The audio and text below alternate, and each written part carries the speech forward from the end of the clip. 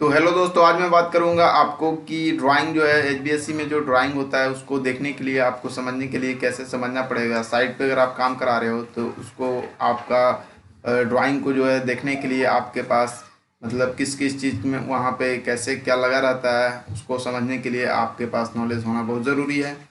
तो चलिए, मैं यहाँ पे देखिए, मैं ड्राइंग यहाँ पे मैं ओपन करूँगा।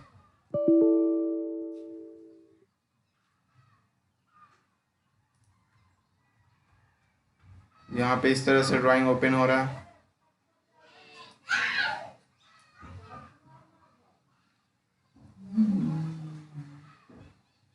थोड़ा खुलने में भी प्रॉब्लम आ रही है। ये इस तरह से ओपन हो गया, ठीक है।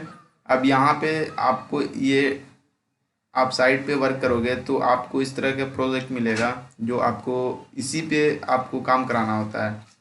तो कंपनी क्या करती है, ये आपको जो ड्राइंग है ये आपको प्रोजेक्ट जो है इसी को आपको फाइल में देगा और इसी पे आपको वर्किंग कराना पड़ेगा। तो ये मैं ऑटो कैड में इसलिए मैं दिखा रहा हूँ ताकि इसमें आपको जूम जूम इन और जूम आउट करके मैं बता सकूँ। तो पहले आपको समझना पड़ेगा कि कैसे क्या इसमें प्रोसेस है, ठीक है। तो सबसे पहले इसको देखो, ये पूरा इसमें सब चीज़ का दिया हुआ है, इसमें मशीन का भी दिया हुआ है कि कैसे कहाँ से किस तरह से आपका डक्ट भी निकल रहा है और किस तरह से वर्किंग हो रहा है, ठीक है। तो चलिए, मैं अभी पहले यहाँ पे मैं दिखा दे रहा हूँ। ये पहले आपको समझना पड़ेगा कि उसमें बहुत सारे भीड़ जो है इतने सारे हैं, तो इसमें आपको समझ में नहीं आता होगा, समझ में आता होगा कि यार इसमें तो बहुत ज़्यादा मतलब ऐसे दिया हुआ है, तो कौन कैसे क्या है नहीं है। तो उसको समझने के लिए आपको यहाँ पे लीजेंड में दिया रहेगा। तो ये देखो, मेरा जो कर्सर जो माउस जा रहा है वो यहाँ पे फ्रेश एयर डक्ट लिख रहा है, तो ये इस तरह का जो है वो फ्रेश एयर डक्ट का है, ठीक है। और यहाँ पे जो सेकेंड है ये सप्लाई एयर डक्ट है। ये सप्लाई जो सप्लाई जा रहा है जैसे एच से जो आपका रूम के अंदर जो जाता है डक्ट, एच से जो होता है वो जैसे एच हैंगे वहाँ से जो रूम के अंदर डक्ट जाएगा या रूम में ही एच है, तो वहाँ से सप्लाई के लिए ये इस तरह से कलर आपका इंडिकेशन है, ठीक है। रिटर्न एयर डक्ट उसी तरह एच से आपका आएगा। और उसके बाद यहाँ पे सप्लाई एयर डिफ्यूज़र है, इस तरह से डिफ्यूज़र मैं पहले भी बता दिया हूँ, इस तरह का डिफ्यूज़र होता है। तो आपको इसमें समझना पड़ेगा कि डिफ्यूज़र का जो है किस तरह से इंडिकेशन होता है, ठीक है। तो ऐसा नहीं आप आपको मतलब घबराना नहीं है कि कहाँ पे कैसे क्या है। उसके बाद रिटर्न एयर डक्ट जो है, ये रिटर्न एयर डक्ट का ये इस तरह से सिंबल आता है। मैं यहाँ पूरा बताया था, ये जो कट आपका आ रहा है ये सप्लाई है और ये वन कट है, ये रिटर्न है। तो इस तरह से, और ये आपको इंडिकेशन ये दिखा रहा है कि अंदर की ओर जा रहा है यार, ये बाहर की ओर दे रहा है। तो ये आपको समझ में आ गया होगा। उसके या बाद यहाँ पे जो है ये वॉल्यूम कंट्रोल डैम्पर मैं बताया था, जो वीसीडी के बारे में मैं बोला था कि एच यू जहाँ पे है वहाँ से आपका जो डक निकलता है वहाँ पे ये लगता है, ठीक है। तो ये आपको समझ में आ रहा होगा। तो इसमें मैं इतना तक आपको समझ में आ गया होगा। अब यहाँ पे जो है, यहाँ पे मैं वॉल्यूम कंट्रोल डैम्पर का बता दिया हूँ। अब यहाँ पे फ्रेश एयर लोअर है, तो ये फ्रेश एयर के पास आपका जो डक जाएगा वहाँ पे ये यूज़ होता है, ठीक है, डक के पास। तो ये आपको समझ में आ गया। ये हीटर का सिंबल है इस तरह से, ये जहाँ पे भी हो ये हीटर है, ठीक है। जहाँ पे दिखे तो हीटर समझना। उसके बाद फायर डैम्पर, ये जो है आपको फायर डैम्पर है। फायर डैम्पर आपको समझ में आ गया होगा, फायर के लिए ये लगा हुआ रहता है। तो ये इस तरह से होता है, ठीक है। अब इंसुलेशन की बात आती है, तो इंसुलेशन में बहुत दो तीन टाइप के इंसुलेशन आते हैं, ज़्यादातर दो तीन ही यूज़ होते हैं। तो यहाँ पे एकॉस्टिक इंसुलेशन लिखा हुआ है, ये देखो इस तरह से एक एकॉस्टिक का सिंबल है, ये इस तरह से दिया हुआ है।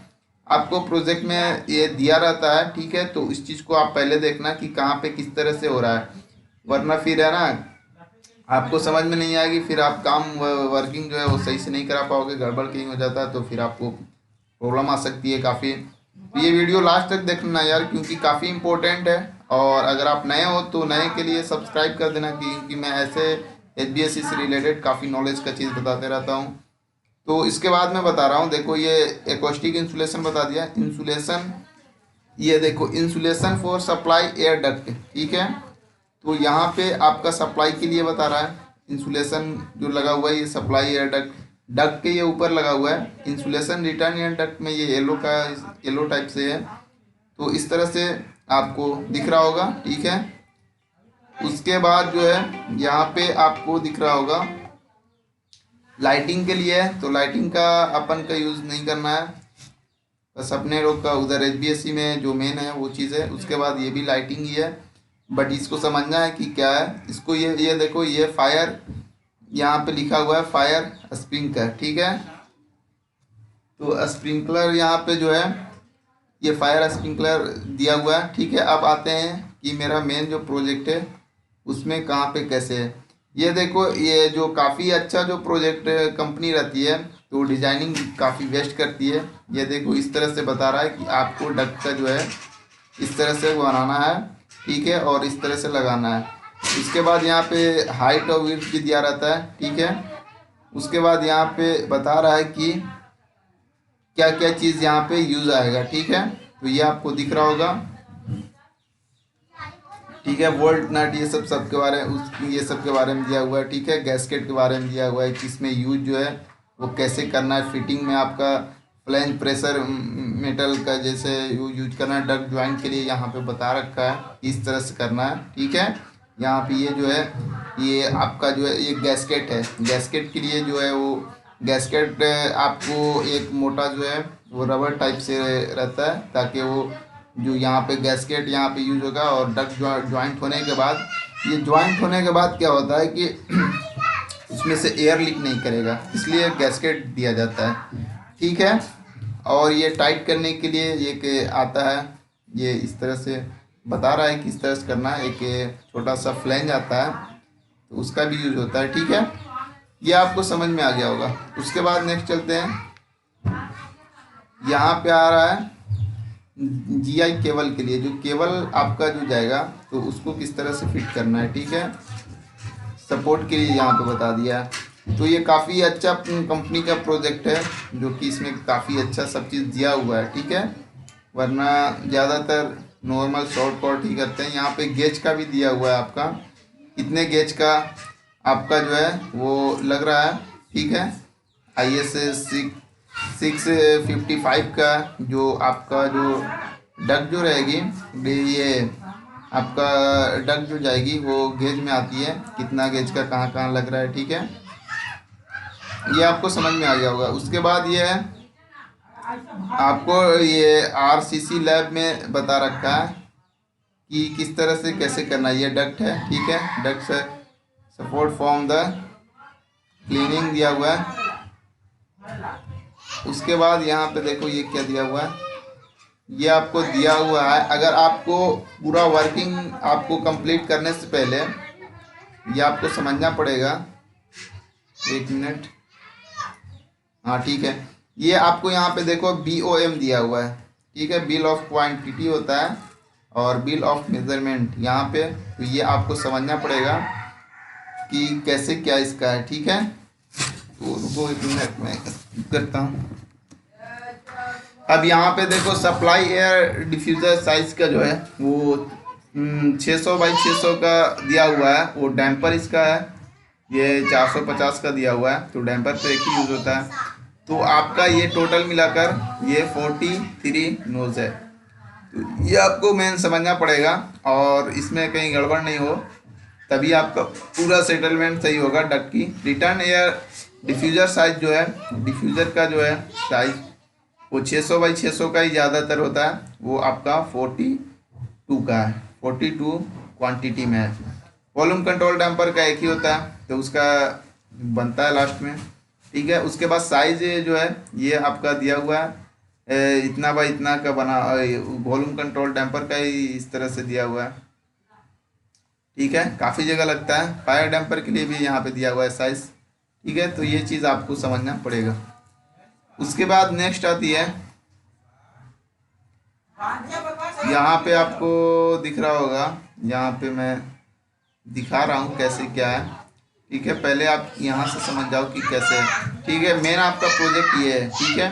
अब इसमें आपको बहुत इसमें तो बहुत ज़्यादा दिया हुआ है, ये काफ़ी बड़ा प्रोजेक्ट है, तो घबराना नहीं है, क्योंकि समझना बहुत ही इम्पोर्टेंट होता है।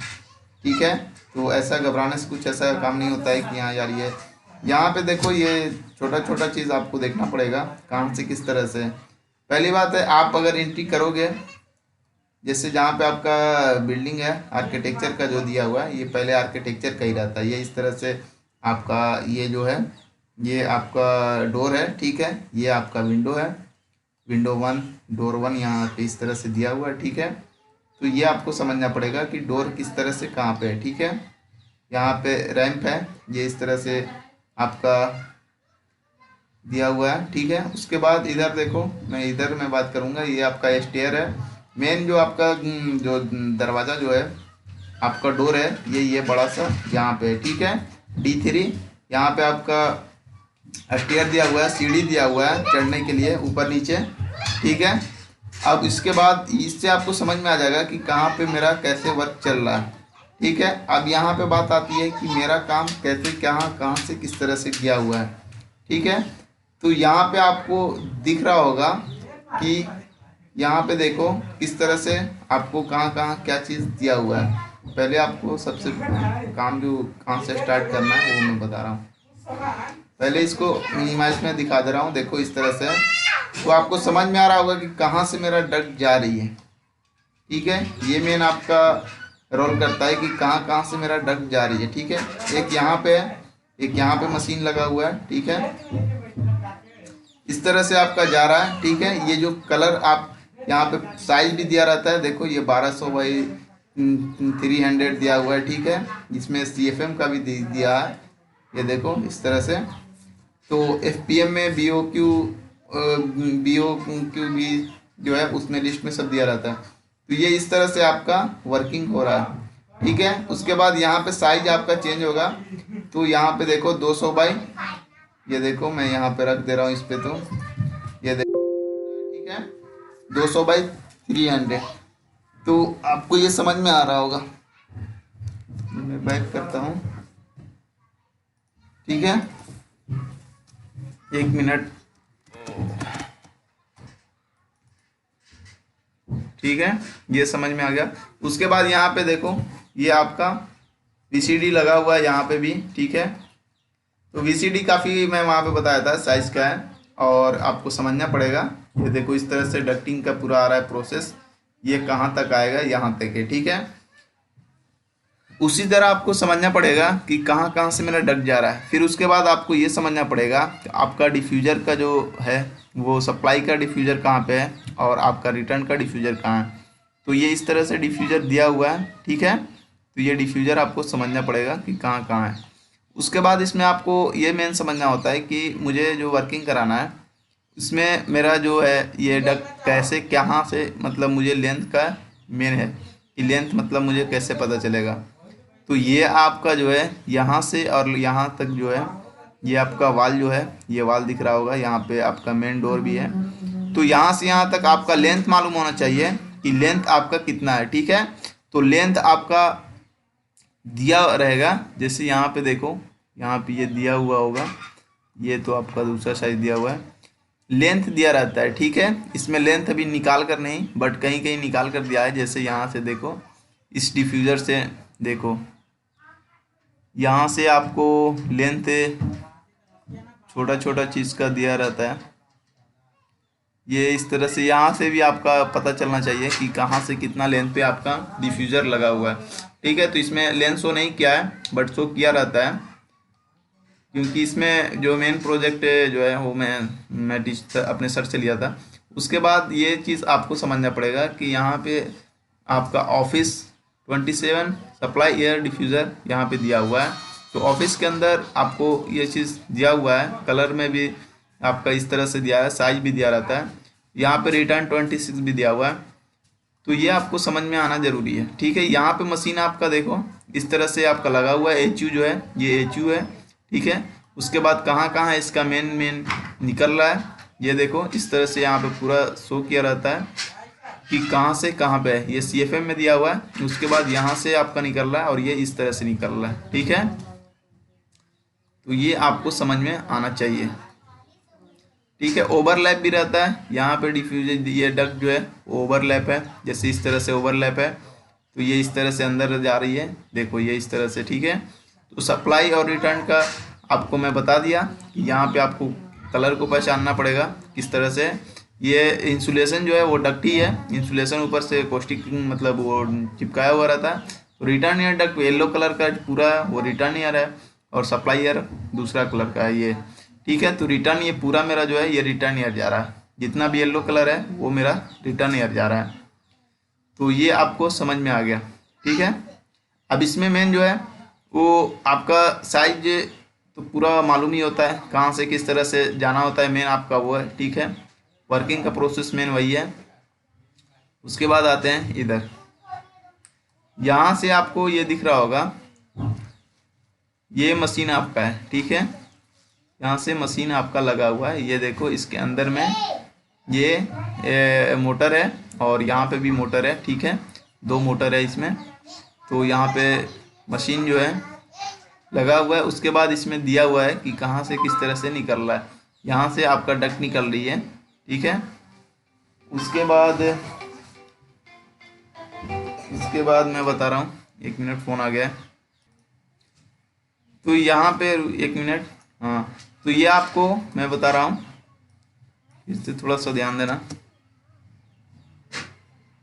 ये आपका मशीन के सामने बता रहा है कि इस तरह से कहाँ कहाँ निकल रहा है, ठीक है। मेन आपका मशीन जहाँ पे यूज होगा, तो ये आपको समझ में आना चाहिए कि कहाँ कहाँ से मेरा मेन जो है सप्लाई एयर डक्ट निकल रहा है और रिटर्न एयर डक्ट निकल रहा है, ठीक है। तो ये आपको पूरा दिया हुआ है। उसके बाद पाइपिंग का दिया हुआ है, ये पाइपिंग जा रहा है पूरा, नहीं ये केबल जा रहा है, सॉरी ये केबल है, इसके नीचे ट्रे लगा हुआ है, ये आपको दिख रहा होगा, ठीक है।